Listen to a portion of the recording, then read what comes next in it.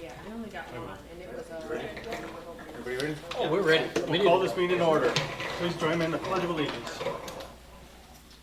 I pledge allegiance to the flag of the United States of America and to the republic for which it stands, one nation, under God, indivisible, with liberty and justice for all. This meeting of the East Troy School District Board of Education and all other meetings of the board are open to the public in compliance with state statute. Notice of the meeting has been sent to the media and/or has been publicly posted in an attempt to make the citizens of the district aware of the time, place, and agenda of this meeting. I would like to make a motion to approve the agenda as posted. Second it. Any discussion? All in favor, say aye. Aye. Opposed? Agenda's approved. I'd like to make a motion to approve the minutes from July 16th, 2019, the regular board meeting. I'll second it. Any discussion or comments on the minutes? All in favor of approval, say aye. Aye. Opposed? Minutes are approved. Public participation, none tonight. Financial report. So you have June in front of you.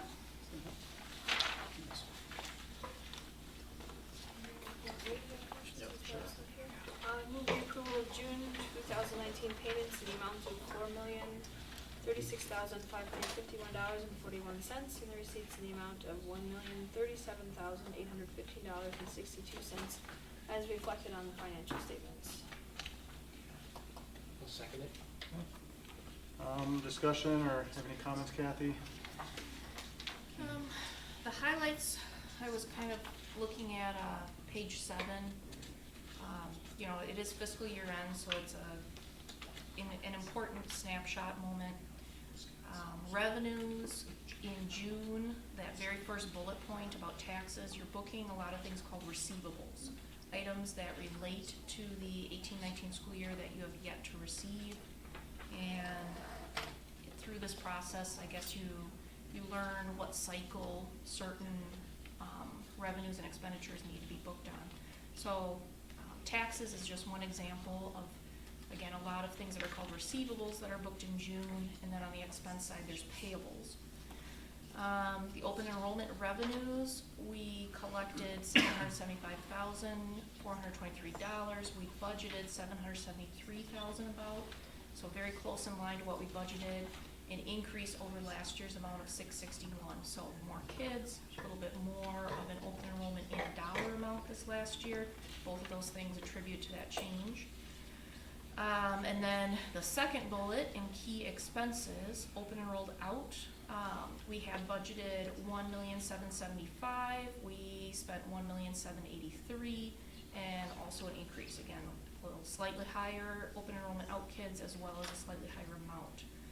When all is said and done, the last bullet for key expenses, if you look, and I think I printed you a fund balance sheet now, if I'm recalling. Our fund balance went up $255,000 from last year to this year, same snapshot, June 30th. However, again, we are purposely allocating $120,000 into Chromebooks, and $90,000 of Chromebooks from 18-19 were delayed. So, you know, one way I look at it is after you net that out, we were in the black, $45,135. Again, still pretty good when we had budgeted to be in the red because of Chromebook purchases this year. We were anticipating $90,000 though from the personal device grant funds that were eliminated, right? 20,000. 20,000. 20,000. Yeah, they gave us a per pupil amount times the number of ninth graders, and it worked out, I want to say like 20,500. But yes, we were anticipating that, good point, for 1920, and that has been eliminated through the finalization of the budget process for 1920. I'd like to point out in the other section, by percent of activity, like transactions that are posted, 31% of the entire fiscal year expenses occur in June, 32% of the revenues occur in July. I always like to just kind of crunch that number out because your June pages are thick, number one. Number two, it's again amazing how much goes into those payables and receivables at the end of the year. And one of the reasons why it's really hard to predict sometimes where you're gonna end until you actually end, because a third of your activity for the entire year is happening in 1 month in schools. It's very strange. Again, a fund balance report is included, even though I said we went up in fund balance, both in pure dollars and after you even net out the Chromebooks. We actually went down in percentage this year because the increase in fund balance didn't keep up the same rate as the increase in expenditures did this year. So when you compare it against what you're spending in expenditures, we went down slightly. So we have a 2.25% fund balance instead of 20.25 instead of 20.86. And then finally, food service. If you recall, a few years ago, we had gone down to $7,000 in that account. Ruth has built it back up. This year, though, she is down about $1,200. And we knew that was coming. The severe needs breakfast money being lost hurt us. Early projections are we're gonna get that back from at least one school is gonna be able to qualify based on the percentages next year. But even though, again, $1,200 is down, it's hard to say whether that's good or bad, I guess. Sometimes DPI is trying to tell us, food service Fund 50 should end as close to balanced as possible. Other times they'll tell you, well, you do want to have a reserve in there when you need to replace large pieces of equipment, when you need to replace an oven, a refrigerator, things like that. So, pro and con, I guess, to ending exactly about balanced versus trying to put a little bit away into fund balance there in food service. So that's kind of a rundown of June. Any questions specifically on any of the? Kath, I'm just curious, how are we doing on collecting overdue balances? Overdue balances? Yeah, Not great. We send a report to collections twice a year, and I'm always a little shocked of how little we do collect even through collections. So, I couldn't tell you exactly, again, a dollar amount, but I see the transactions by month, and it's 1 or 2 a month. So, it's not a lot compared to, again, what's out there in collection.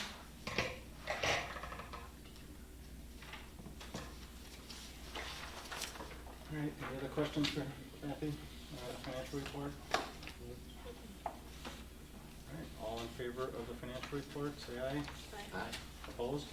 Motion carries. Discussion action items. First one is staffing resignations.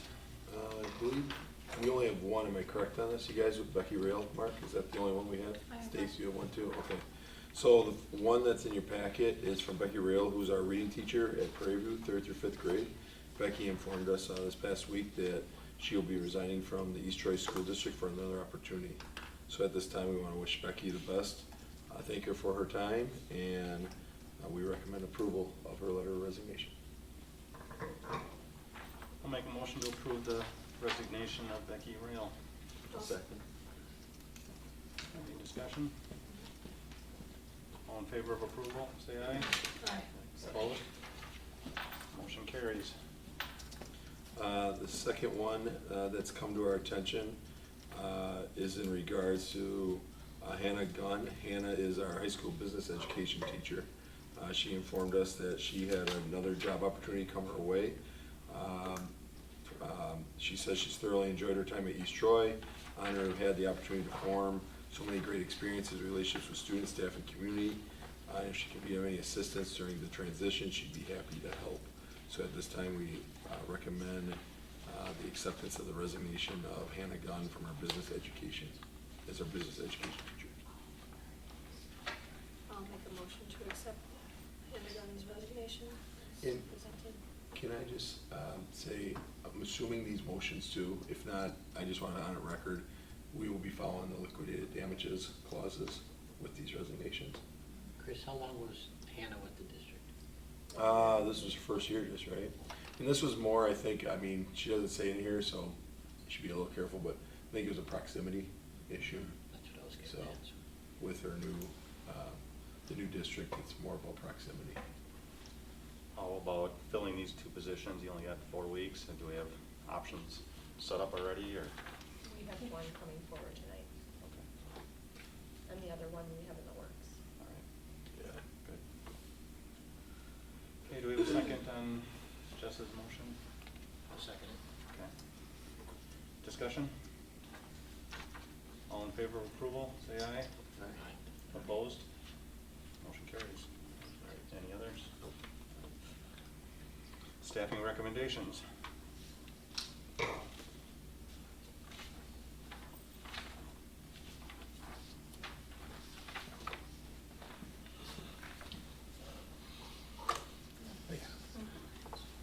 So we're recommending Ryan Belize for the high school, middle school business ed teacher position that we have available. Ryan comes to us very highly recommended from UW Whitewater.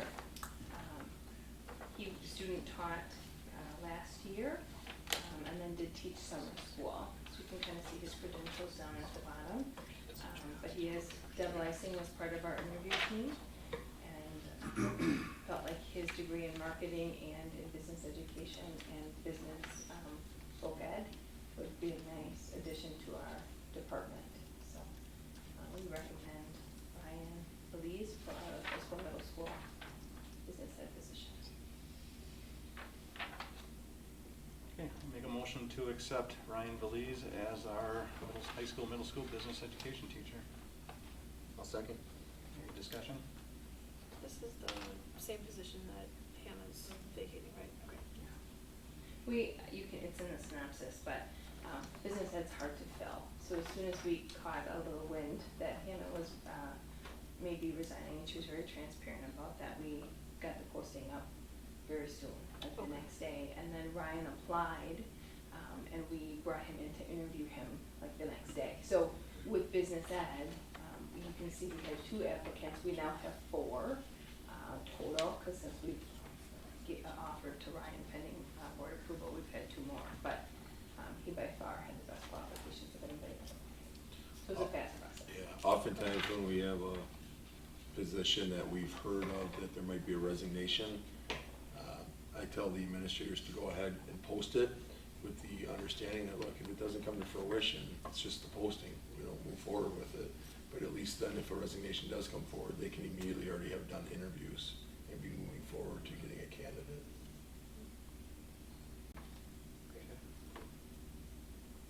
So he accepted on Friday and was at new teacher training this morning. So it was fast. Well, it's pretty highly competitive. I mean, as you guys, everyone knows, right, we talk about supply and demand, especially certain positions, and in some of our fields, when we're posting, if we debate too long about anything, that individual probably is already accepting another position in another district. Well, he had another offer. Yeah, it is not surprising. So there are certain fields where you have to move very quickly in determining things. All right. Any other questions? All in favor of approval of Ryan, say aye. Aye. Opposed? Motion carries. Do you have Any other recommendations, you guys? No? Okay, approval of annual meeting budgetary figures for the 1920 school year. So that's my mistake. I showed it a little bit last month in June that we were gonna be at about a 3% for the annual meeting. I neglected to prepare it for this meeting. I think I was thinking I showed it last meeting, and I don't know why. Oh, Chris, can you put that on the board agenda? So, at the very next meeting, because I'm not done with the formalized part that I'm gonna put in the paper, you'll see the part that's in the paper. I'll just put that in my report, so that you're aware of, again, what it's gonna look like when it's publicized. Kathy, will that just be informational too? Sure. It is, right? Yeah. Okay. So I'll make a motion to table this. Thank you. Second. Any discussion?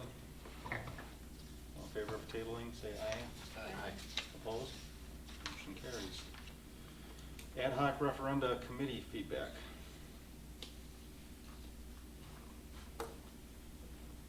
We'll let Kath take the lead on it. So, in your packets, I would say is a little synopsis. Starts on page 60, if you're following along, or like paper as much as I do, I guess I like things on black and white. But the first part on page 60 that I started was that original process that was approved at the board level here back in February or March-ish. And you can see that we have 3 meetings. We have the May 13th meeting, the June 10th, July 15th meeting. And May 13th and June 10th went pretty much as planned. The items that you see over on the right, the bullet points, that is what we went over. So May 13th, we started with basically the survey that was presented to the community, and we took the committee through the survey results that were, if you remember, Bill Foster came and presented on that PowerPoint. And then I think we tried to explain, although it's sometimes hard to explain in an hour, but we tried to explain a question that we came up with that we felt was maybe a good compromise of, you know, what the survey said and what voters might be willing to approve based upon the survey results. And that was that $1.4 million question for 3 years, half of it to offset the deficit, the revenue gap, I should say, and half of it to go towards some of the maintenance projects such as middle school science upgrades, a middle school change of office location to bring it to a door and not be in the center, which would reconfigure some classrooms, and then also some boiler and roofing, like some of those types of upgrades over the 3 years. So we tried to explain that. Then in the second meeting, we went into school finance. We showed the Baird forecasting model, had a number of different slides prepared for like the history of the revenues that we've been getting in recent years, showed what other schools have done, so, you know, some lists of, again, you know, schools around us and what they've gone to referendum for. July 15th, the schedule over on the right was basically, I kept calling it, we're gonna call the question. We're gonna say, committee, what do you think? Yes, no on this referendum question, 1.4 million for 3 years.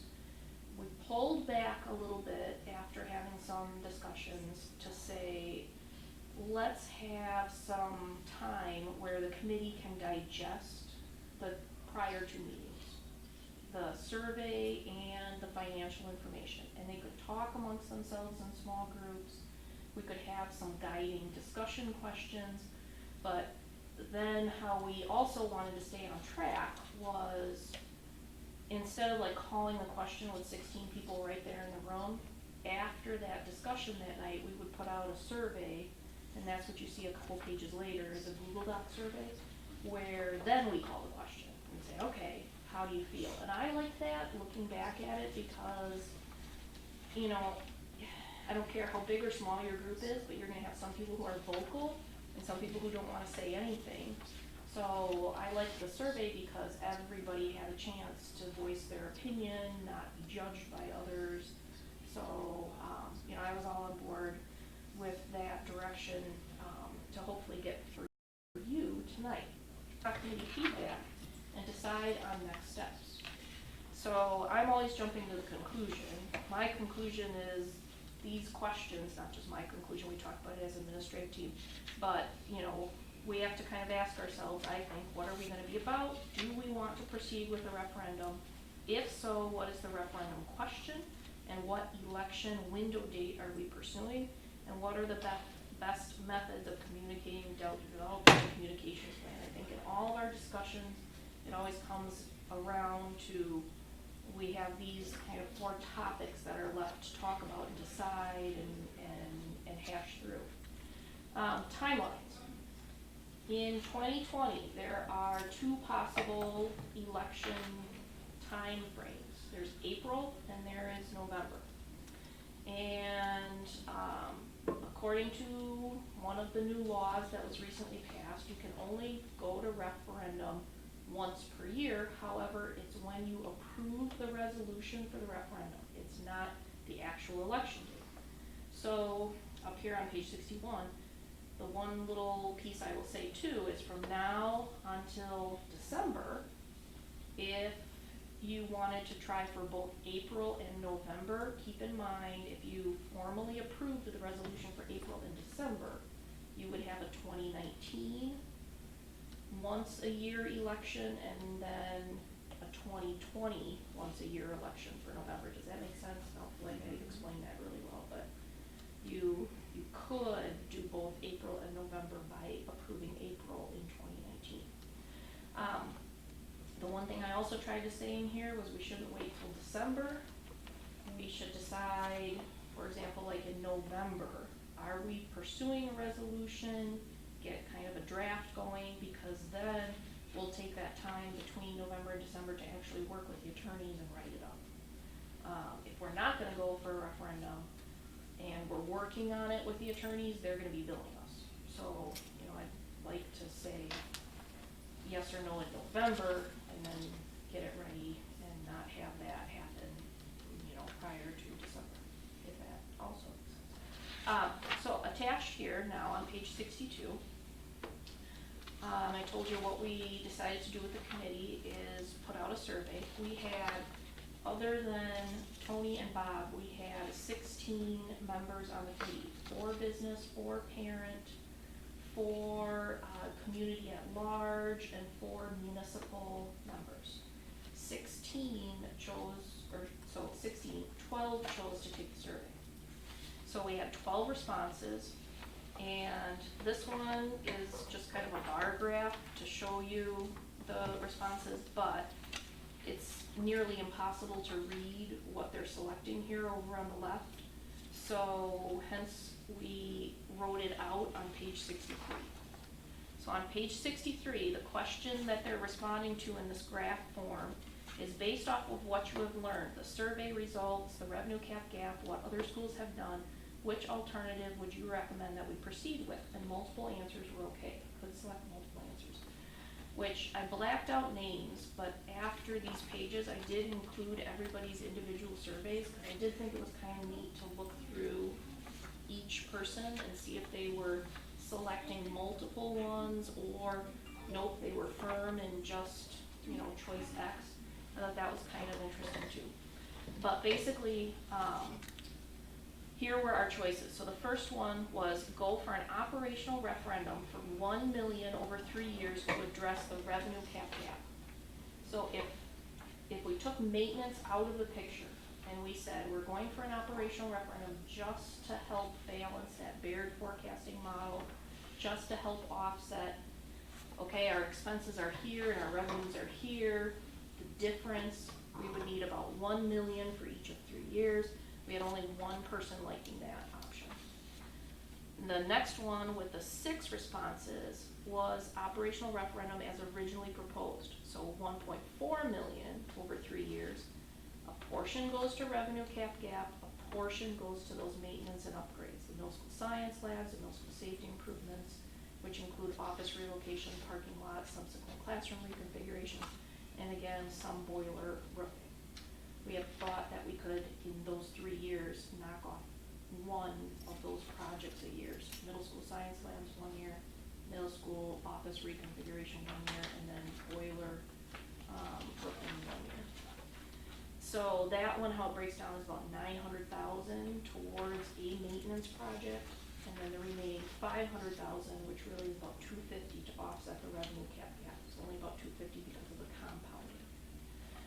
2 responses, the next bullet point, was formulate a different question over 1.4 million. And there were comments multiple times through the committee. So you're kind of saying you need more than 1.4 million if you want to do maintenance plus not have to cut. Yes. So 2 responses said formulate a different question over 1.4. Formulate a question only for large maintenance needs like boilers and roofs. Take the offsetting the revenue cap gap completely out of it, only go for boilers and roofs, 1 response. Formulate a question with maintenance upgrades that wouldn't otherwise have funding within the regular budget. So do the Middle school science labs, do the middle school front entry, reconfigure that. We have 3 responses. Formulate a recurring operational question so that a referendum doesn't expire. We didn't get into this topic a lot, only maybe once or twice did we touch upon it. Like, what do you mean some of these other school districts have referendum that goes on and on, non-recurring versus a non-recurring for 3 years, 5 years. But 3 people said, go for something that doesn't expire. Formulate a question with all maintenance, upgrades, and the regular budget to free up funds towards the revenue cap gap. So how this one's a little different is basically, we'd be saying it's maintenance, we're going for a referendum for maintenance, but then what we would do is Bob Ellis's building and grounds budget, we would reduce so that we could then have money towards, again, other expenditures, like offsetting that revenue cap gap, having money to balance the budget by basically reducing the building and grounds budget and having outside money come in and help with the maintenance. 2 people said no referendum at this time. 1 response, this was a write-in, so, hard for me to say exactly what they meant here, but they said include maintenance needs and safety as priority of the question and include science lab needs. And then another write-in here at the end, this was like in an other category and people could write in, I don't believe the current messaging of the needs and urgency is adequate to gain community support, and I believe continuing to pursue the current direction of conversation is doomed to fail. Without significantly retooling the message, I believe any time and money spent in pursuit of this particular strategy will be wasted. And then our last written in response, I think we need to push out more information to the community first. So again, there's your synopsis of, advice to the board. Kind of like everything that is in politics right now, it seems split and hard to decide, and there's no clear answer. Page 64, number 2. We wanted to know if their opinion changed from prior to the community involvement. We did have, in blue there, 33% said yes, I was originally not in support of a referendum and now I am. 58% said no change, and 1 said I would prefer not to answer. So 4 people of the 12 that surveyed did say that they were originally not in support and now they are. Would you be willing to be part of subsequent meetings to formulate a different question if that is the direction we're going to go, and or how to best communicate it to the community? 11 said yes, count me in. Did you reach out to the 4 people that did return them to see why they didn't, or if they still could, or? No, I didn't. Okay. Just curious. Sent one reminder out. I did, yeah, and we talked about that in admin meeting too, like, should we try to get their responses too? And I'm the one that said, I sent out a reminder. I supported that. I said you already sent your. I think the biggest thing that from this pie chart especially, that the people that were there for the 3 meetings that got educated in that amount of time were changing their minds on a lot of stuff. But the problem is they had to go through 3 meetings of an hour to get to that point. And we can't do that with the community, unfortunately. Yeah, with the whole, Right, you that's could- what I mean. Yes. I mean, the yes committee can do so Throwing much, things but Yeah. that's, what they learned in that time, it'd be so hard to get to everybody to make such a huge difference in the voting. And then another interesting point on page 89. These were the notes from the last meeting. We tried, again, a little bit of guided discussion and had 4 different questions around the tables. One was about communication and are people ready for this message? Another one was some questions regarding, it's at the bottom of page 89, what kind of education do you want for East Troy schools? And then the middle of page page 90, questions that targeted specifically a referendum. So, you know, again, like what have we heard? Rumblings of, well, why so soon? How is it different than the past referendum? Rumblings already out there of why did we build a new building if we can't afford it? And, you know, is this more often than other districts, or are other districts doing this as well? And then the last topic was budget. You know, and we balance the budget each year. What does that mean? Could somebody explain that now to a community member? You can always make more cuts, right? And then, again, some questions that others added. What % of people can't afford the tax increase? Why do my taxes go up if the school district won't get more money? Does the increase in aid solve the budget problem? So again, those are some of the topics that we were discussing in small groups. And you can see again some of the feedback that was noted from those discussions. Something popped into my head as I was reading one of them, and I don't remember what it was. Oh, yes, this is what it was. I did hand out 2 articles that Thank You Pete Signs actually forwarded from the Milwaukee Journal Sentinel. Very recent articles. It looks like Milwaukee is going to referendum, and not just because MTS is going to referendum I decided to copy those this morning and give them to you, but it's quite an extensive article that I think does a good job of why all school districts in general need to be talking about this discussion. You know, it's good educational pieces again of revenue limits and when the revenue limits were set and pieces like that. And then there was a second article he forwarded, and that one intrigued me so much that I went on BPI to try to figure out where they got their numbers from and look up how East Troy's numbers would fall in there. And then I found like the pie charts very interesting of where the pie charts are me again looking up the numbers from that article where the article got their figures from. So something to read, but both articles I thought very well done in again trying to explain why districts are going to referendum and what the need is. So good to have in your arsenal if we go there. Did they decide that they're doing it, or are they still considering it? Considering. Yep, there's a part in the article that says they're laying the groundwork, but they haven't decided the specifics of the question for sure if they're going, Yeah, I think they're in the same timeline that we're yes. considering. It says they haven't done one since '93, so that's a pretty big deal, 5 years. Pretty big. They've gone to one since then. Right. Failed miserably. Yeah.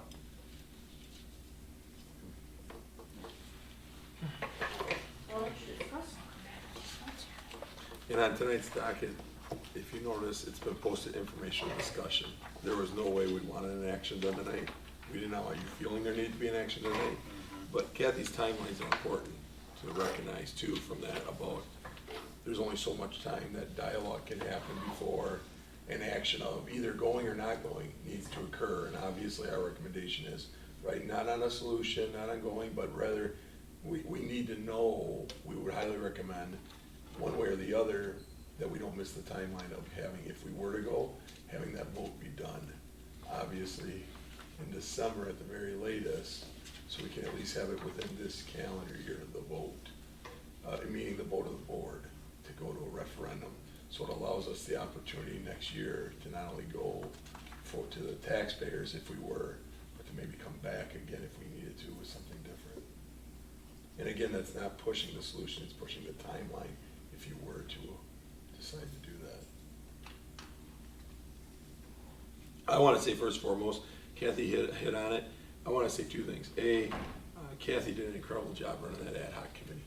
So she deserves a lot of praise and recognition for that. A lot of time, a lot of effort went into that. We were all there as facilitators, but she was the lead organizer, organizing everything, getting feedback from others, asking the administration for thoughts. So she deserves a lot of praise for that. And having run my own committee work, I know how challenging that can be sometimes because you're the person sharing the information, but not everybody always wants to maybe hear that information. So great job, Kath. Second thing is, I do want to thank all the people who spent their time coming to those meetings.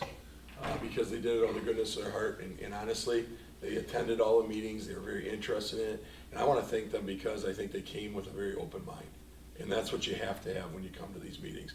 I'm sure they all had an impression, they even shared it a little bit in the survey about changing of their mind maybe a little bit, from not supporting to supporting. Now, they didn't say what that, maybe the alignment of what they would support, like they support maybe something depending upon what you may have as a solution. But no matter what, it was great dialogue and discussion. And one of the things I think that could be gained a lot from people that were there is you can have civil dialogue and have disagreement and still get something done. And I think that's huge. And honestly, it's kind of refreshing to see a lot. So that's a compliment to the people that came there and a compliment to all the people that were involved in helping to facilitate it, and obviously the lead person being Kathy, in the way in which she represented it, due to the fact it was represented, in my mind, very unbiased, but very strongly from an educator saying, here's the problems that we're having. Stating the problems, to me, factually, is not being biased. It's just reality. Like, you need to know.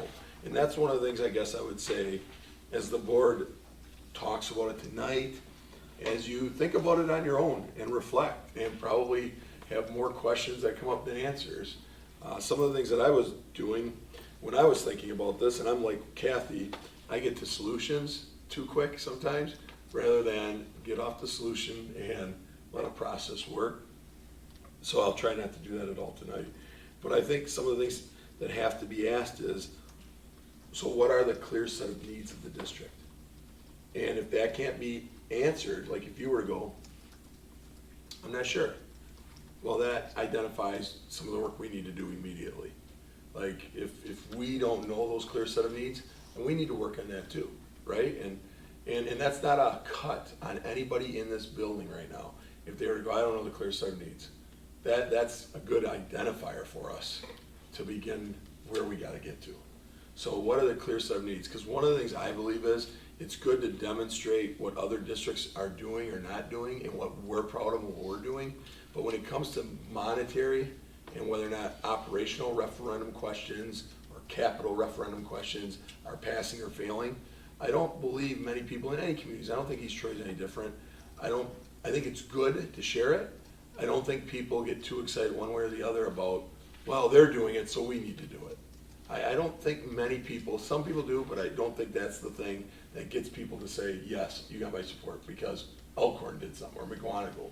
Some find it interesting, but I think it's more on that question about what's East Troy's clear set of needs. What are East Troy's clear set of needs? If the needs are demonstrated, then we can talk about other districts too. Now, that being said, I do think it's important to, I only have a few facts that when Kathy was going over so much with all the committee work and everything else, and hearing some people talk in small group breakouts, I could go on and on about some of the things that are factual in nature, and I think that's some of the stuff we need to do. But a couple of key facts that I wanted to state tonight, because I heard these talked about in the last couple of months, and I think these are really important facts, and that is, here's one that I think is fascinating to people when they talk about, and I get property taxes, I get the concern of the tax levy, but the amount of property taxes East Troy Community School District collected was $83,000 less than in 2014. Collected in 2018, it was $83,000 less than 2014. It's a fact. It's not an opinion. It's a fact. I think that's important. Just to understand things. I think it is, even though I don't want to compare to other districts. It's quite clearly evident in the evidence that there's becoming a growing disparity between districts that are passing operational referendums and are not now. Now, that could get a little debated, and I'm the first one to acknowledge that. I could pinpoint certain things into that and put holes into it. But there are becoming very strongly evidence too on, there's starting to be a growing disparity between the districts that are and are not passing operational referendums and what can be provided from a programming and a staffing component and a salary, as we've talked about, right? And I think it might even be on the docket again tonight, is there starting to become discrepancies in salaries, right? And benefits, and how we're trying to stay competitive in that world. So I think that's an important thing. Another fact is, there's been a 17% reduction in health insurance within the last 7 years in our district. I think we've eliminated, I hope this is correct, but eliminated 6.2 million, I believe it's correct, post-employment benefits. We try to utilize as much as we can grants and gifts.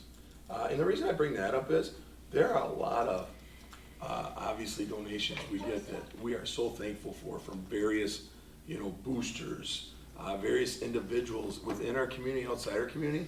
Tell you the truth, the superintendent, if we went back and looked at those donations within a period of 24 months, I would become a little more concerned even then, right? If those donations don't continue, those are some extremely high dollars that are done through donations, gifts, and those assist us in so many ways that we somewhat take a little bit for granted. If they were not there, that would be adding to our shortfall, our structural deficit. The grants we try to take advantage of. One of the difficult things with the grants, and grants did come up in one of the discussions I had during the ad hoc, we did talk about some of the grants we take advantage of, but there is no doubt one of the things we struggle a little bit too is as a smaller district, we do not have this one individual to just do all the grant writing. Some districts have that. Well, some districts have more than one person. That's a huge benefit when an individual can just spend their devoted time to finding grants and writing grants. That's huge. And anybody who's ever written a grant, I believe everybody here has probably written one grant in their life or more, understands the amount of time that goes into the compilation of the grant writing. It's not a simple request of asking for money. It's a lot of information to have to gather. And honestly, a lot of times you're told, thank you, at this time, you're not being rewarded. Well, that's very difficult too, to continue to do that process. But I think those are things, and I think another thing that is on us to talk to our community about is, and it's not meant as a scare tactic, I don't like referendums as scare tactics. I think they backfire.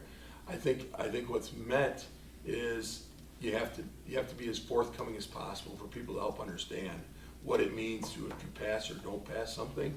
So if something were to go forward, I think it's important for people to know, what does that mean? So I go back to the needs again. What does it mean if we were to support a certain referenda at a certain dollar amount? What will it do? Very clearly, right? And it can't always be 100% exact because things happen that are unknown. But people want to know, at least from the standpoint, as best as to your projection as possible, what will that provide? What will that maintain? What will that maybe give that we don't have? And I think here's the hard one. People need to know what happens if the district were to do nothing. I think that's very important. So if the district decides to do nothing from a standpoint of monetary, because we do a lot, credit to you, credit to administration, credit to the teachers, credit to the community, there's a lot done. But from a standpoint of monetary connection to a referenda, if the district were to do nothing, what does that mean? Which sometimes gets misconstrued as a scare tactic. Yes, and that's why I state very clearly, it's not a scare tactic. I think it's important you don't come out and state, if we don't do this, these things are gone. I don't believe in that. I've seen too many referendums that have not passed and those things don't happen. And then people go, well, how bad did you need it? They didn't happen. Or they go in a different direction. Where I'm talking about is, I think it's important for people to know that, and I can state this because each and every year as an administration team, when we bring the budget forward to you guys, these are always discussions. They're becoming bigger discussions and harder discussions each year. That I can put my hand up under oath and say, because I know it, I'm involved in these discussions, and you guys know it because we bring the budget to you. And that is, it's getting harder and harder not to address possible programming, being here or not here. We made a commitment many moons ago through our budget that we do not want to address programming due to a budget constraint. We address programming due to maybe lack of interest, or it's not a necessary program for today's skills. And then we need to either supplant it, change it around, and then get it aligned to what kids need today, or remove it. But we made a commitment. We're not going to remove a program because of budget constraints. I agree 100% with that. We also realize, right, if we remove a program, it doesn't help to become an attractive school district. And if it's a really wrong program, it could really hurt the district. So I like that commitment. We also made a commitment that we thought that class sizes were pretty important. Now, we never went to the degree of, like some districts have in policy, about what class sizes are. I like it that we don't have a policy that demands a class size level, because it allows us flexibility. That being said, it does allow a little ambiguity too of what is an appropriate class size for what grade levels and what discipline and other things. But where I'm going with that is to not do anything may result, because we're having these hard dialogue discussions each year now of programming issues, of class size issues, right? And I haven't even gotten into, I hope we don't get into the retention issues or attraction issues of staff members. So those are not, I say it on the record in the camera, those are not scare tactics. They're just kind of realities that we've been able to try our best to avoid. But like this past year, I think it is important, I want to state it for the record, when people said, well, we were able to do it without harming programming, without harming class sizes, without harming staffing. Whoa, let's freeze there. I don't know about that last component.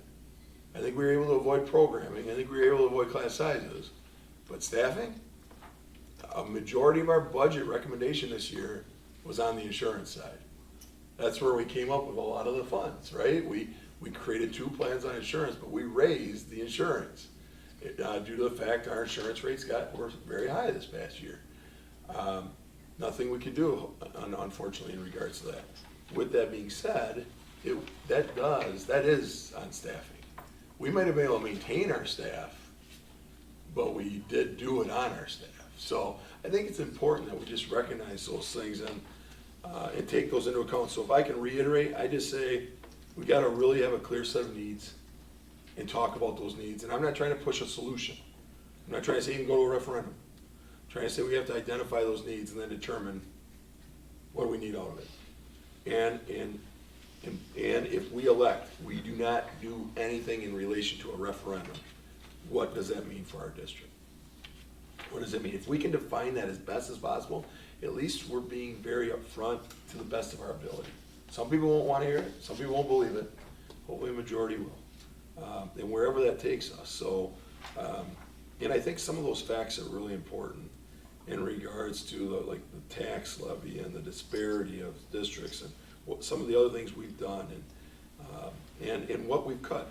We've always said we're proud of that we're a district that controls spending, controls debt, and we invest properly. I really believe in those 3 things. And I think our history demonstrates we have controlled spending.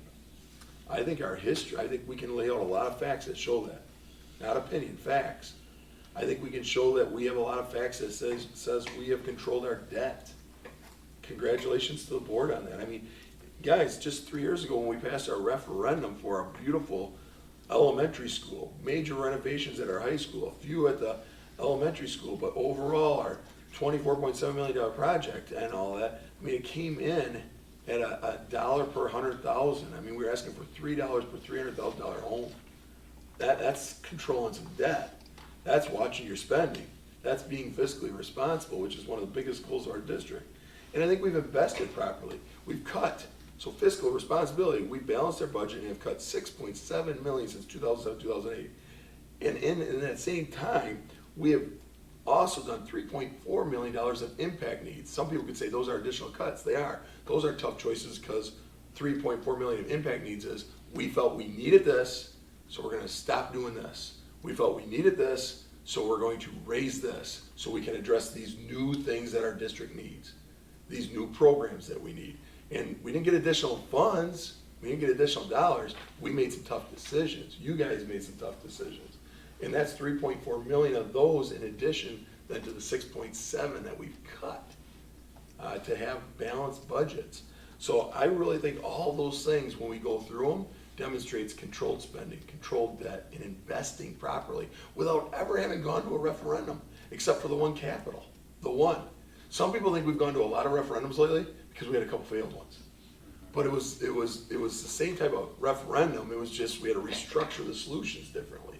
But it wasn't a multitude of referendums. Really, the last operational one we went to expired back in 2011 for $345,000. That was the one that we had in 2001, 2006 to 2007, 2011. And then we didn't go back to it because we said there was too many unknowns, right? So, I mean, we've gone a long time since even at 345. And some people were happy to hear that at the ad hoc. They're like, wow, that is a long time since we've done that. So I just think those are the things we need to think about in relation to whether or not deciding. And I think as you're reflecting and deciding on things and trying to come up with questions, hopefully I've given you some information to think about to lead you to either more questions, more ideas, as we move forward. And then there was one final slide, I just want to say this. I think Kathy put it in her presentation. I think it's a really good slide. It's three circles, and it's tax levy, budget, educational opportunities, right? If you think about it, tax levy, budget, educational opportunities. And I would go as far to say, which circle drives your purpose? Which circle drives your purpose? And that's not to put any of you on the hot seat or put myself on the hot seat like, well, we're supposed to be here for kids and education, so it better be educational opportunities. I get things are not that black and white. You're talking a tax levy, a budget, and education opportunities. Come on, people, let's not be naive. That's not that black and white, and I hope it's not. But you do have to ask yourself, ultimately, which one's driving which? And I think we've demonstrated a balance to that driving. We gotta ask, can we keep that balance? Can we keep what we say we're about, that purpose? And I would say, my question to all of you is go back to the district goals. Can we meet those district goals to the level we want, dependent upon what we're saying may happen if we do nothing? And if the answer is no, and I'm not here to say that today, I'm just saying if it were to be, then let's try to define what does it need to be for us to reach that. And I think that's what drives it then in my mind. You know, in a way, I'm asking you to go back pre-revenue limits, to be quite frank. And I'm not saying good, bad, or indifferent to revenue limits. I'm asking you to go back to that thought. Because prior to 93, Ted's gonna be well aware of this, and Steve probably be well aware of it, having had people around all the time and his mom being on the board. But prior to 93, right, revenue limits when they weren't here, and I'm not saying the good, bad, or indifferent to them, but boards at an annual meeting, and obviously in October when it was finalized and set, what was really being done was you were saying, this is what our district's gonna be about. This is everything we want for programming, staffing, class sizes, this is what we want. Now, how much is that? And they would ask administration, right, figure that out. How much is that? How much is that gonna cost? Okay, all right, now, are you willing to, based upon what you're projecting for aid and the tax levy, are you willing to say, that's us, let's do that. Let's do that. Oh, gee, that's a pretty big impact on tax levy. So we're gonna lower that a little bit on what we want to be about to get our budget number down, and that's the tax levy we can live with based upon the aid we're gonna get.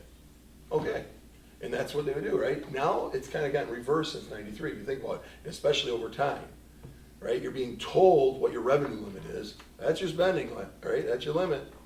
That's your limit. Now, how does that get calculated, right? How much aid are you gonna get based upon your property value? And that's then gonna be your tax levy because of off your aid. And now you're gonna say, and that's what we do, we sit down and we go, what can we provide with that number? What can we provide with that number? And we hope to provide what we want. So if you want, and where I'm going with it, if you want more than what you're providing, if you're saying we want to provide more than that, that's where the referendum dollars got to get figured out. That's it. If you're like, God, we're really happy with what we're providing, we don't think we need to provide anymore, then you might not need a referendum number, but then we've got to figure out what does it look like without those dollars, because to be quite frank, based on our projections, we still won't be able to provide what we're providing this year, next year, because we're gonna have a projected $400 and something thousand, I think, shortfall, and 600 the year after that, back to 550 the year after that. So it's not going to be, you're not gonna be able to meet it, right? And people might not feel the difference. That's one of the things I will say on the record, right? I think we've done a really good job of not having a lot of parents, and most importantly, students, feel a lot of that impact. And I'm proud of that we've done that, we've kept it away from them. But we also have to be very cautious that as we keep it away from them, that we're not going too many years on the backs of maybe our own employees too. And now we get out of sync on where we're at with our employees, and we start losing employees, we're not being able to attract employees because we've maintained our programming, we maintained our class sizes, but we fell now way out of line with salaries, benefits, and other things, right? So that's that balance. So I hope I kind of have made a little bit, I probably made your life some more complicated and messier, but I'm trying to actually get you to see two questions. Do we want more of what we want to provide for our kids and everything, and our staffing, and for our district? And if we do, what's the number associated to that outside the revenue limit? If we're perfectly content with where we're at now, what does it look like without those monies? But then a question you need to come back to me with probably is, but it's going to look different than that, isn't it, Chris? Because we're going to have shortfalls the next 3 years still. Projectedly, yes. So then you're asking me, with the help of the administrators, to give you an idea, what does that look like on those numbers? That's where I would say, that's how I would figure it out if I were in your shoes of what you need from us. I'm done. Sorry. Well, where would the board like to go with this, and any questions or information that you'd like them to come up with at this point?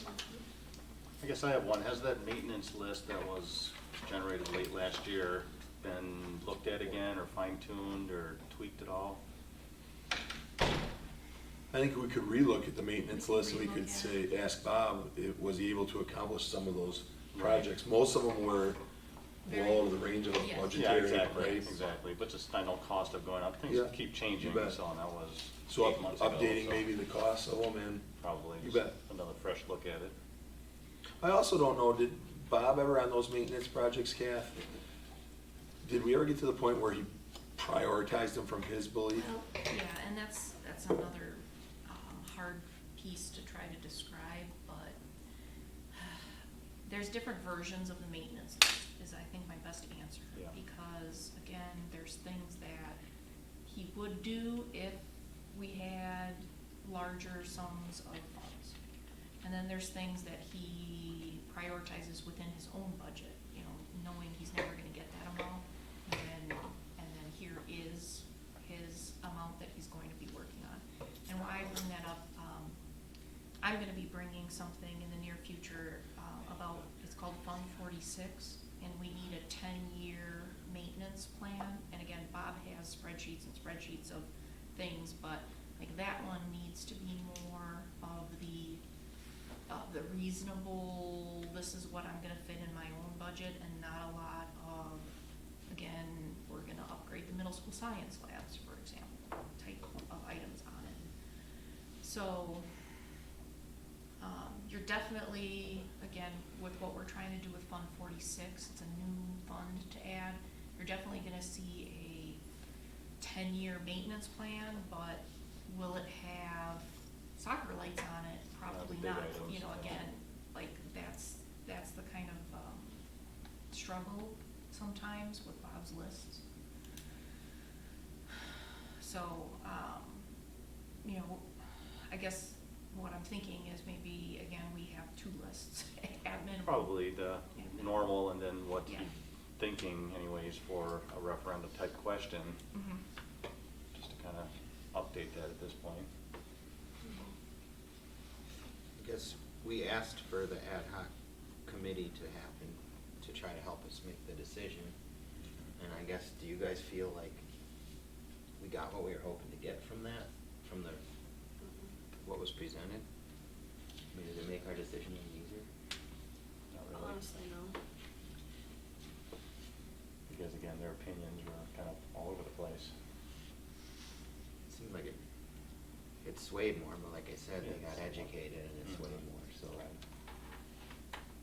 You know, I think if we were to go to referenda, we're going to have to do, you know, however, we're going to have to put the word out to the community in small digestible bites, right? Nobody wants to sit for an hour and listen to a lecture, they're gonna wanna sit for probably 3 minutes and 47 seconds and watch a YouTube video. Give me the digestible business. And if we put it into some sort of series where, you know, they're able to understand our needs as a district, I think it's gonna have a better chance of passing, once people understand we need to be able to operate on a good level. I think from the response of the people that would come back and help out if we continue is pretty good Yeah, for that was if we nice to see. need like a yes type committee, something formed like that. Sounds like there's a possibility of having a pretty strong one. But I know in the meetings there was that sheet, you know, the Cliff Notes one, you guys remember that one? That was one that people were like, a lot of them were wishing they had that with the original survey. You know, it would have helped them make better, you know, at least be educated a little more when they're answering the survey questions. So I don't know if that, I mean, obviously that would be a good thing to get out to people somehow too, Right. whether it's through I that think that's committee or where we what. struggled from the outset. Once people are informed, I think we're good. It's the proper way to inform them, not overload them with stuff that, like you said, small pieces that put the puzzle together for them. We don't have a lot of time to do that, but But, you know, overloading them with, you know, hours of information also is too much for people who don't even wanna hear it. You know, if there's something within those little bites that will cue them in to listen to, like, oh, wait, what'd you just say? Tell me more about that, I need to go back and, oh, here's more information, here's other information, oh, this ties to this. If we can do that, I think our chances of success are a lot better, but, you know, if we're just gonna give the same speech, nobody's gonna listen. Well, it's a gamble, right? Because a committee would form to try to pass what we decide is the question, right? So we would have already had to decide what the question is and hope the committee forms and can do a good job getting it out there. But we already had to have made that decision before that. So we're doing it on a hope that happens, right? So I guess the question now is, what do we need for information to come up with that question? I agree.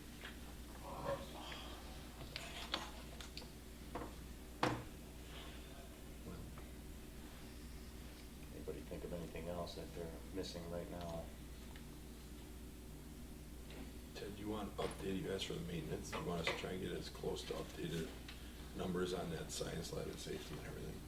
You have all those Yeah, 'cause I updated? think before it was just Yeah. per square foot number. So just- try to get them updated as best we can. Yeah. All right.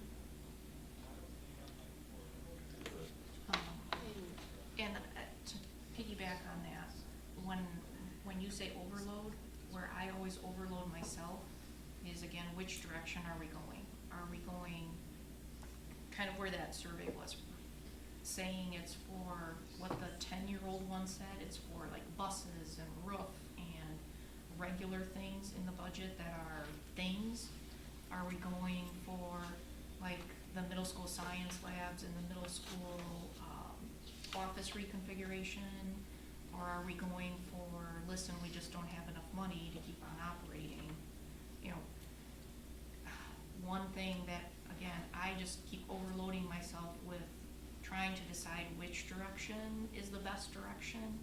And I think once like that confusion is over, it gets a little simpler too. But how do we decide which direction? Don't you think it's some of the Which issues the ad question is hoc more had, though, Kath? digestible? Yes. Because I think the ad hoc had the same issue that the board had, which is the whole idea of the ad hoc, and I think they ended up having the same dilemma that the board had, and that was, okay, because I think the ad hoc committee really looked at the survey results. I appreciated that. And I think they looked at it and were like, okay, I think there's some people on that ad hoc that were very much about like, well, what's ideal? Like, what do I really believe from all the information now that I have gained and garnered? What do I believe is needed for the district? Like, I can think of one individual who talked to me in the parking lot quite a bit. I think it was about like, what do I think you guys need? But then the next breath, which I appreciate, was, But what do I think you guys would get support on? Right. Like have a passage, have a chance at it. And he goes, those are two different dilemmas for you, and what good does it do for me to push something that you really might need if it's not gonna get supported in the end either?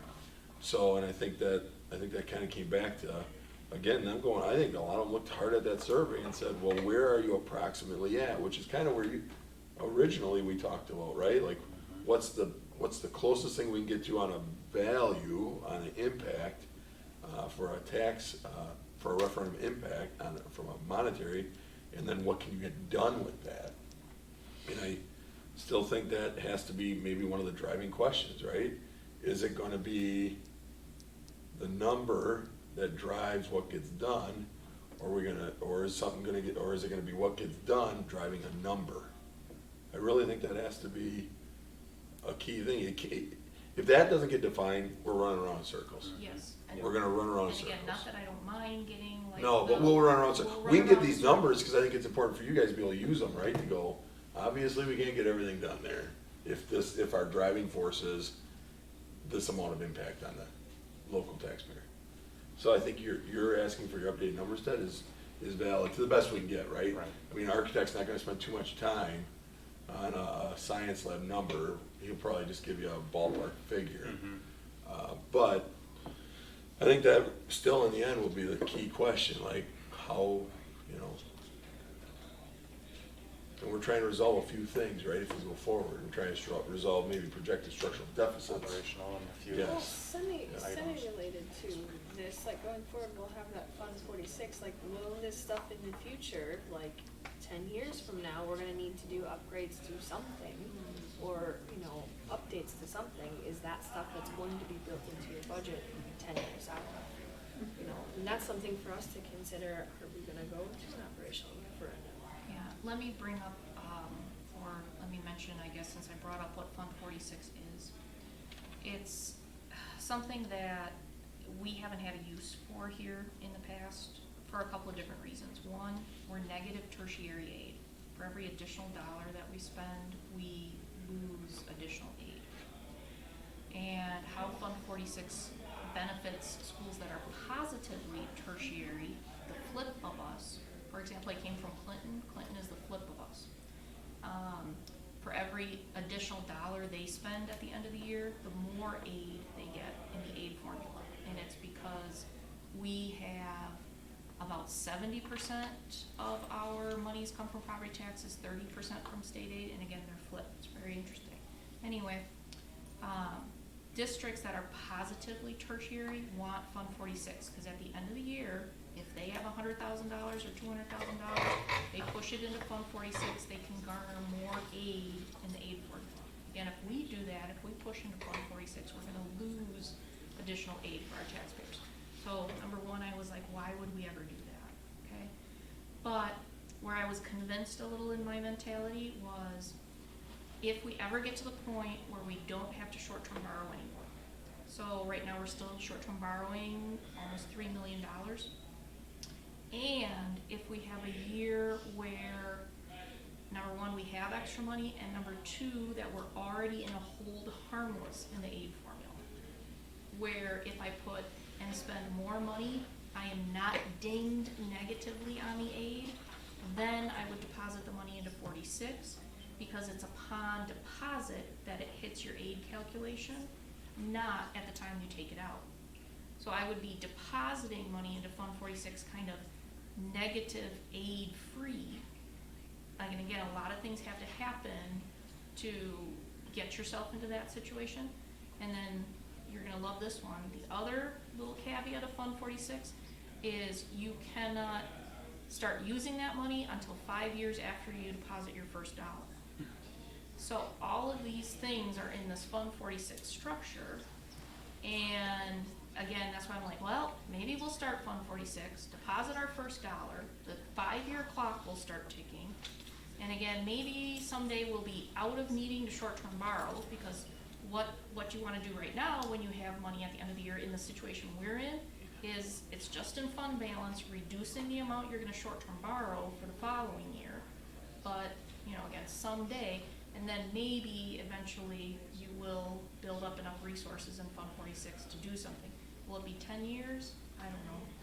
You know, but you're taking your own fund balance and diverting it to Fund 46. And again, right now, we don't have enough fund balance to meet payroll in October. So again, we're not in that boat, but. A lot of restrictions. Yeah. The thing I struggle most with on it is, and I was just reading that article that when Norquist now says that's for a good cause, that's a really responsible thing for them to ask for. And that's, I think, what I'm struggling with is, what's the most responsible thing for us to do? Is it knowing that the 1.4 isn't gonna answer all the problems? You're making the decision more on what you think you can get. Now, is that more responsible, going for what you think you can get, or going for what you actually need, right? I mean, if we're trying to make the responsible decision, I mean, I guess getting something is better than nothing. But is it more responsible to really go after what will help us? And do we feel it has a Can't chance? ask, right, you can't ask two questions. Right. Will you give us this, not this, that? Right. You can only ask one question, so. So what's the most responsible thing for us to do? Right? Yeah, do you shoot for the moon on your request, or do you just go for the bare minimum? Is that responsible if you know it's gonna fail and you're wasting another year? Then is it, you can only do it once a year, basically. But then what do you tell people 3 years from now, we gotta do it again? Why didn't you tell us that? You know, or why didn't you go for more then? Well, you know, and I hate to say this, but I think you're gonna have a segment of the community that will still remember that old operational referendum. And maybe if they see, oh, they're going for a 5-year operational referendum like we used to have, and it's still for a bus replacement cycle, and it's still for roofs, and it's still for, you know, it has things attached, again, maybe they will be comfortable with that and be familiar with that and approve that, you know. Something, again, I've tossed around in my head. I wonder if it'll help if we started narrowing it down. Like, I think like Kathy says, having something attached to it, people can visualize what that is, and it makes sense to them. It really does. You know, and I just go in the boat knowing that you crunch the numbers 18 million different ways all the time. We just need money, like, Right. you know, even when grants come down from the sky at the state's like, great, we just need money. I'll just you know, we'll claim it, we'll figure out some way to utilize it, because, you know, no matter what it says, it's helping the overall pot. It's helping the overall state of our budget, no matter what it's allocated for. but all the different responses from the ad hoc, some people said 1 million, some said 1.4, some said recurring. If we could eliminate some of them that we don't want to do that, maybe then we can slowly come to what we actually do want to do, you know. It's just a small piece of, you know, get 12 people. Yeah, I know. Yeah. I know, but those are just examples. Right. There's so many Yeah. options right now, but if we can start getting some off the board, maybe there'll only be a few left to try to decide between. I think And it's a great thought. It's not a terrible approach. We need money. This is how much money we need. Here are the list of things that it can be used for.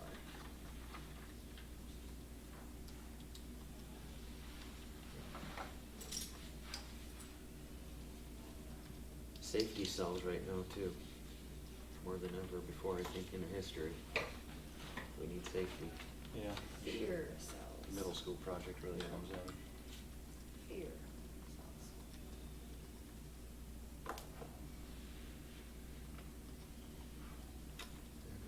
Well, where do we want to start? We want to start with admin putting together updated numbers on everything, and Sure. let's just keep this on the agenda for pretty much every meeting for. Yep. Yeah, we're gonna We'll have just keep to- bringing back information each time. Mhm. And then if you guys hear anything between each meeting, you can bring back the questions that you're hearing from people, constituents. Yep, it's great. So is that December is kind of the cutoff for the first opportunity? You would have to have a formal resolution that's been drafted by the Corals and Brady. They're one company that does it, but by bond counsel is actually what they are at that point, and referendum attorney. You'd have to have something drafted by them, formally approved in December. Okay, so does that mean you need it the month before that? Well, Or so a where I special was meeting. going is Okay. if you could come to some agreement in November and say, you know, this is the question we're gonna support, we want it worded in general this way, then I'll start working with the attorney. The worst I think that could happen is we start bumping up against the December deadline. I'm not sure if you still want a question or not. I work with the attorney to have a question prepared for the board meeting, and then we say, oh, we're not going to referendum, because again, we've had to pay the attorney to do that work. So if we're not going to, I guess where I'm going is if we're not going to referendum, like stating that in November, so that we're not trying to draft something. Okay. And then that would be the spring 2020, which is Correct. the primary for president? Correct. Yep. And so then we gotta look at the more voters coming in or the less voters, does it hurt us or help us? All that kind of stuff too, right?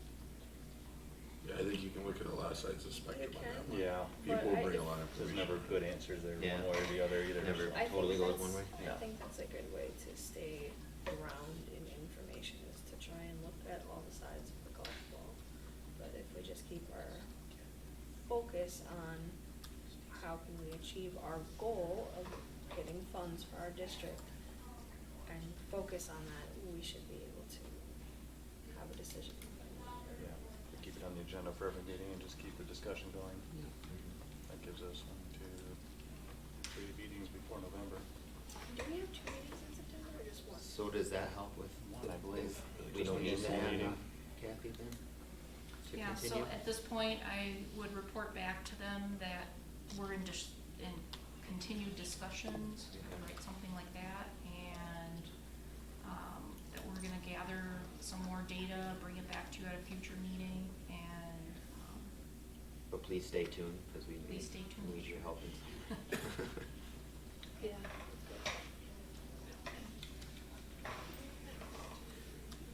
Okay. Is that it for now? Yeah. Next item, sharing of number of students at risk per the definition under state criteria.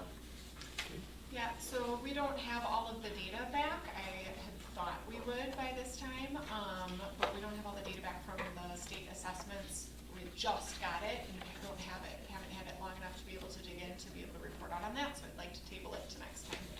Okay. The 26th is good enough though, Kate? Yeah, should be. Okay, I'll make a motion to table this item. A second. Discussion? All in favor, say aye. Aye. Opposed? This is tabled. Reports? Just a couple. Annual meeting, it says 26th on your agenda, it's 23rd. So let's make sure we get that right, thank you very much. At 6 o'clock. That'll be in the lecture hall too, we have it each and every year, so we'll post it there. And obviously it'll all get posted accordingly, but we encourage people to come to the annual meeting. I always do like to remind people, obviously coming to an annual meeting, they will be able to vote as long as they're a citizen of East Troy at the annual meeting on specific topics, the big one being obviously the tax levy, but that vote is still a recommendation to the board for consideration. The official tax levy is always set in October. And I just like to remind citizens of that due to the fact my first couple of years here, I had a few people who occasionally be like, wait, we voted on that in August, and I'm like, yeah, that's an advisory vote. The board really gets the vote finalized in October. So I think people need to always be kind of reminded of that. But honestly, it's still great to have feedback from the community on that. Second thing is, I cannot believe I'm saying this already, but I passed out tonight to all of you an agenda for our back-to-school in-service for our professional development when our staff returns. I cannot believe it's already August 5th. I don't know where the summer has gone. Just the other day, I was looking at something. Oh, you know what? It was the board agenda. And I was looking at it. I'm like, oh my God, it's wrong. It says August 5th on here. I'm like, oh, wait a minute, it is August. So, yeah, we're fine. I just can't believe it. So, anyway, so the agenda is there, as you'll see. We start up on Monday, August 26th, with all the staff reporting from 8 to noon. The teaching staff is there all day. And then we continue on Tuesday the 27th with our teaching staff, Wednesday the 28th with the teaching staff, and Thursday the 29th with teaching staff. Each one of the building level principals will be getting out information in regards to their buildings for either like meet the teacher night, open house, or freshman orientation. Everybody will be working together to get that necessary information out to parents.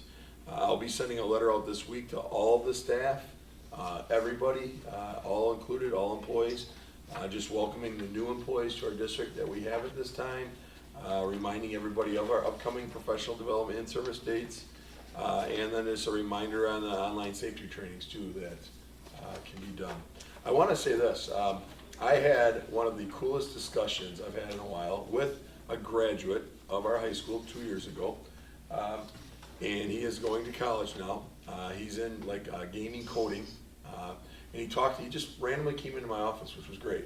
And he's like, "Hey, Dr. Hammer, how are you?" I go, "Good." You know, I won't use his name because he probably doesn't want me maybe to share what we were talking about, but I can since I don't use his name. And he just wanted to talk to me about like how school was going. We got a great dialogue about. I asked him the question. I go, "What'd you love about East Troy?" I go, "Come on, you got the superintendent. You got my sole attention. What'd you love about it?" And I said, "And I want you to tell me what you hated about it. Like, what did you not like about it?" I go, "I'm not going to ever use this against you." I said, "You already graduated. I can't take your diploma." I said, "I go, so tell me, right?" We had a great dialogue. I mean, and he gave really good feedback, right? Everything was almost a positive to East Troy and how it's benefited him in his first 2 years at this college and everything, and the preparation and all that. But he had some other good advice, which I'll share with the administrative team and all that. But where I'm going with it is, the reason I bring it up is I mentioned that online safety. As he was talking, I said, "Hey, do you have to do like a project, like an authentic project?"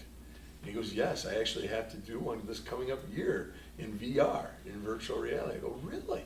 In VR?"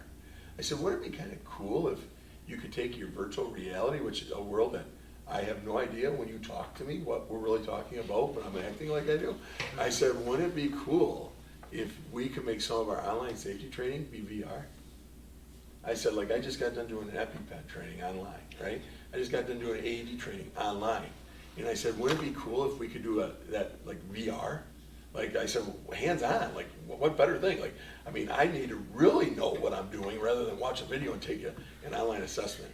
And he says to me, he goes, "I think I could work on something like that for you." He goes, "I have no idea if your staff will be able to do it all." Because like I said, I go, I don't know any cost like in your world here, what we're talking. But he goes, "I think you could do something like that." He goes, "And I get cost is an issue," but he goes, "I think we could maybe work something like that." And I go, "Could we work VR any other way, like the virtual reality?" He goes, "I think VR would be really cool, Dr. Hibner, he goes, I could do the online training, but he goes, why not do it like through 360 cameras in classrooms?" He goes, "For kids that are absent for a severe long time, or for kids that are gone for sporting events or clubs activities," he goes, "why couldn't they be live streaming VR into the classroom?" And he goes, "And for those that can't live stream into the classroom," he goes, "we could archive it and they could have that available all the time." So looking at Justin back there, which you don't know yet, but since you're here, I told this young man, I go, "You and I and Justin Modrick are going to start sitting down and talking. And then we're going to get Ms. Vospanchik into the discussion.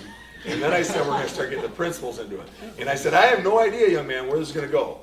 But you're going to start understanding how an idea becomes maybe reality, VR." And he goes, "I love it." He goes, "It would be a great project for me." I have no idea if it will come around. But my point is, I love it that we have students coming back. And I love it that we have students thinking about how they can help our district.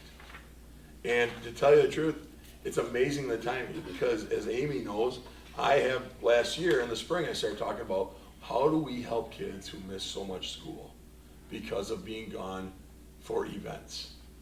And I go, we encourage them to be involved in everything, club, drama, plays, right? We encourage them. How do we support them when they're missing so much academic time? How do we support them? Because I said, it's not fair that if we don't support them, but we encourage them to be in everything. So I said, how do we support them? And it's not enough to look at kids and say, "Oh, make it up, work hard.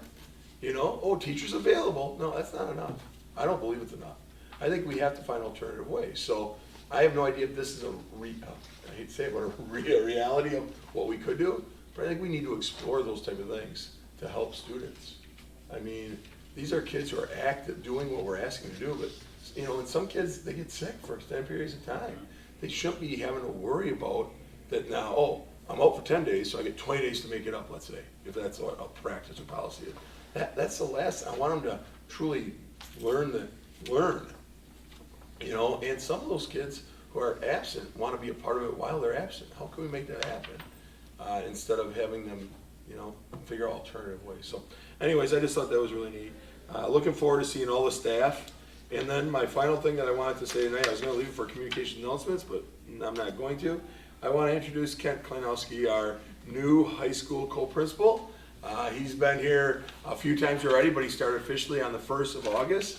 I just saw a video of him and Stace today doing an introduction to their freshmen that I don't know if it's been sent out yet, so I don't want to jump the gun, but it was a great video. Appreciate it. So Kent, if you want to introduce yourself to the board and do a little talk, I know I didn't tell you I would do that, but I'm putting you on the spot. Surprise! Welcome to my world. Yeah, thanks everybody. This is my 15th year in education. So I've spent the last 12 years at West Dallas Central High School, large, comprehensive high school. I'm really excited to be here. Really excited about the school population. I'm really excited. One of the things that made me excited about the place was actually being able to be a co-principal, and Stacy's been phenomenal helping me out with everything here. Some of the other things that just excited me and just that was really neat about it was just the amount, and Chris talked about this, just the amount of stuff that's offered to our students here at East Troy is really phenomenal. For a size of 600 students, just the amount of opportunities here, it's really impressive. I spent a lot of time looking at other districts and things like that, and that was something that really stood out to me, and that's something that you should really be proud of. The other thing that's really cool is I've had a lot of people reach out to me after hearing about East Troy, both community members and former community members, people that have had their kids go through the system here and everything, and just the amazing, wonderful things that they've said about it, and that means a lot because they're giving me their, their real experiences with things. Go out into the community, and what people are saying is when it's all positive and really powerful, that tells me I'm in the right spot. So thank you for having me here. I really appreciate it. Welcome. You're welcome. Thanks, Kent. That's it for me. That's it? All right. Kathy? So at the back of your packet are the same graphs you had last time, but sorted a little bit different. Some of the schools were in the wrong CISAs, so this is the updated version. Starting with page 92, the left-hand side is CISA 1. You'll see a little 1 under the first sequence of dots, and then you see CISA 2. East Troy is artificially put in CISA 1 just for comparison purposes. We are a CISA 2 district. The other thing that I want to point out, there are more CISA 1 districts and more CISA 2 districts than what's on this sheet. It is narrowed down to a 4-county region. Walworth, Waukesha, Racine, and Jefferson. Okay? So if you're wondering why, like, Westosha Central High School, which is in CISA 2, is not on here, that's why they're in Kenosha County. So, but what you can see if you spend the time kind of flipping is that the needle for East Troy is moving to the left. When you look at athletic conference, it is on the left and stays on the left when you're looking by CISA 1. So again, why this is coming to your plates here is about a year ago I spent a day with our Baird rep, and I wanted to know if schools who have passed referenda are paying their teachers more. That was kind of my mission. And were we being outpaced by the schools that had passed a referendum in teacher salary? And I didn't find that. I actually found no correlation between teacher wages and passing a referendum or not. But in the process of doing that study and gathering this data, we sat there and sorted in a couple of different ways. And again, one of the things you hear or you notice is when we're hiring teachers from going up the I-43 corridor, Waukesha, Muskego, Greendale, we can't compete. And that came through again, like when you look and compare us to CISA 1 districts, we can't compete. CISA 2, and at the time, I forget if it was 15, 16, or 16, 17 data was the only thing we had. We were, even though in our CISA 1 we weren't faring well, CISA 2 we were fine. Athletic conference we were fine. But what's been interesting is since now DPI is putting out more recent data quicker, we were able to grab a couple more recent years now and plot the same data, and you know, we do drop down a bit. The caveat is, again, you don't know what kind of experience you're comparing to. If you've lost a lot of teachers with a lot of years of experience, it might sway the data. But you know, when we're talking these big questions again, what are we going to be? Are we going to go to referendum or not? You know, philosophy recheck here as well. Dr. Vitter mentioned, like, we balanced this budget, this last year budget, entirely on insurance. Bless you. I think he and I are moving to the mindset, like, future budgets we're not going to be able to do on the backs of teaching staff with salary decreases and or more insurance decreases. We think it'll have to move again towards reducing programming, larger class sizes, because we're trending now more to average. And again, philosophy, you tell me if you have a different one, but I don't want to dip further into, you know, where we're going. We're still maintaining about average. I don't want to become the leftmost Pellmeyer people on these charts. Ted, you had asked at the last meeting what about benefits. So starting with page, and I should have known that that data's out there, you can get anything nowadays. But starting with page 98, it's the same graphs with benefits now also layered in. So salaries, excuse me, the red is benefits only, the blue is salaries, and then the gray is adding the two coordinates together. And then that's what we sorted by, like total package, salary plus benefits, and again, put people in a ranking. And in general, you see kind of the same thing, that, you know, low in CISA 1, high to mid to high in athletic conference and CISA 2, but dropping more recently to average, moving a little bit to the left on each of the charts where we're going 16, 17 to 17, 18 to 18, 19. And so, you know, again, just an awareness and some of these things, again, that we see that we're thinking about constantly, and why I think Dr. H is saying, you know, future budgets might have to touch programming and might have to touch class sizes, because we don't want to move this needle any further to the left. Again, unless you tell us, nope, that's okay, keep going. No, So that's where we're, you know, testing you out and feeling what your responses are to what we're showing. Definitely not a good trend. Yeah. Since you jumped to communications and announcements on yours, can I? Sure. Go for it. The very last page of your packets was just informational, and I was gonna bring it up in communications and announcements, but M3, bottom right-hand corner, M3, that's our insurance company for our property, for our liability. And about every week, I'm opening up some educational piece from them, like, watch out, this is going on, or school's starting again, remind your staff about X, Y, and Z, or randomly in February, you'll get art room safety. And I love it because they do good work, it's pre-made. I can send it to the art teachers if it's about art room safety. It's really good stuff that they put out. Well, I opened up this one, and it's about a latest tech scam going out there. And he happened, my M3 rep, our M3 rep, happened to be meeting with me about half a day after we got this, not this flyer, but we were hit with this situation.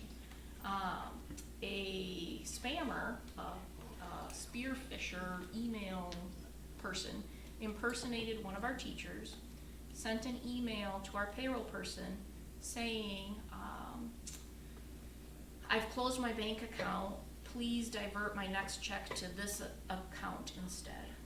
And we get a lot of I've closed my account, I've started this new account, I made a joke today, a new teacher in service, because Associated Bank now has Christian Yelich bobbleheads, so people close their account at Chase and now have to sign up at Associated, you know.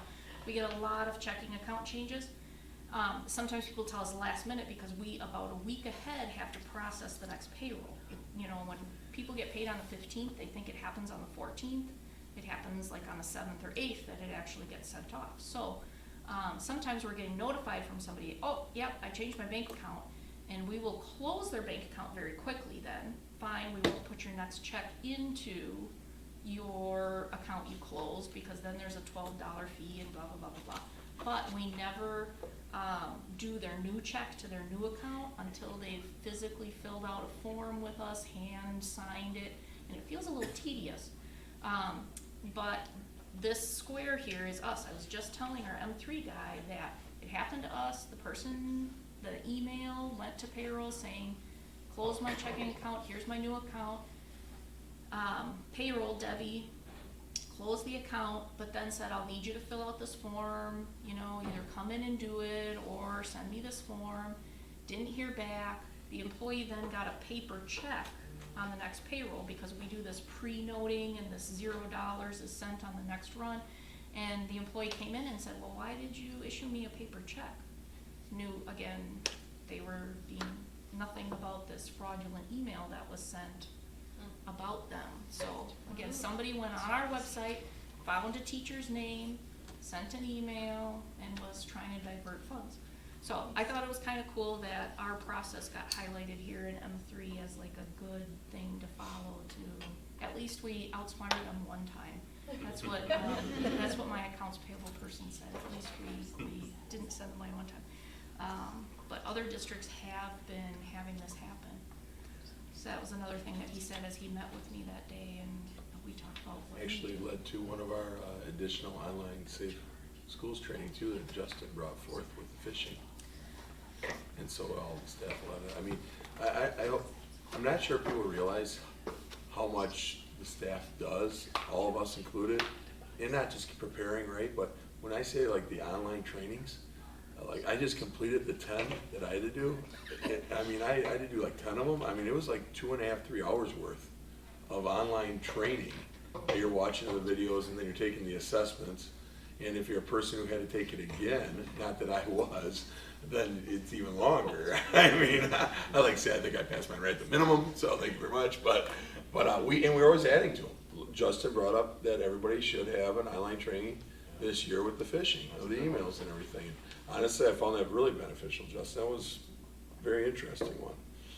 So, but we did that. We are having every staff member with the AED training based upon the incident that happened at the middle school last year at the concert. So we had every staff member will have the AED training. I mean, it doesn't take the place of true live AED training or first aid training, but at least everybody will have some acknowledgement of it. And I hope when everybody does their AED training online, the first question they have in any building is, where's the AEDs? I mean, that should be a primary thing that every staff member should know. And if we don't have them in a multitude of spots, we need to get them in a multitude of spots, which please make sure you follow up with Trish and Jennifer on our AED in the middle school, because we're gonna have more than one. I'd like to know where we're at on that. Okay, great. Thanks, Kathy. Amy? So new teacher induction started today. We have one position that is not filled. That was the resignation that you got today for the title reading, but filling it is in the works. So we're hoping within the next week that will be tied up. I provided you the new teacher induction schedule, a copy of that. So it looks like this. Started today. There's work time included in every day, and that's from feedback that this week becomes a little bit overwhelming. They get tons of information. So today the focus was HR and building access, and they did district tours that were led by our administrators. Tomorrow is a technology focus, and then they will receive presentation from Kate for people services. And then they'll be working in the afternoon at their buildings with the PBIS coaches from the buildings. Wednesday is really a focus on the district goals and initiatives, their evaluation process. And then we go into school safety, and they'll all be receiving the Peaceful Warrior training. And then Thursday, they have a breakfast with administrators, and then that day is dedicated to work with their mentor. So it's a full week, but they leave that week feeling prepared, ready to start. Lots of their questions will be answered. So just wanted to update you on that. It's a good program. Thanks, Amy. Kate, do you have anything tonight? No. All right, I have nothing, so policy review and development. First reading of 345.1, grading policy. Did this get in your packet? No. I struggled this week. What did I do? That's what Ken said. I swear I put stuff through and say about it. Steve, you're so much about bringing people together. So, I didn't even make copies because I thought I had gotten it in the packet, sorry about that. Grading policy 345, we just had brought this forward to update it. Now with the trimester changing, primarily under that add drop, we're simply updating language. So previously, the request must be received 10 days prior, by the 10th day of the semester. We changed that to the 5th day of the trimester. So the premise of everything will remain the same. It's just updating dates to align with the different schedule. Okay. And so we did that through. I'll make sure it gets in your packet for this. Stacy, the ad drop that's in there, is that aligned to the ad drop then that went into the high school court handbook? Yes. Course book, okay. Well, the course book just says, now, look at this policy. Yeah. Okay. It just references the policy. We took out Yes. any of the language because, But the language in which we went through with the ad drop now, that is right there in that policy you're saying? yes. Okay. Okay. So we'll bring that back and make your packet. Sorry about All that. right, no problem. All right, communications announcements. All done? I already did them. Future items, board have anything? Kath, can we see what we can do about getting the survey done for Burns for the next? Yep. Keeps promising, but. Can we maybe get an update on how the agate community center stuff's going? For the next meeting, sure.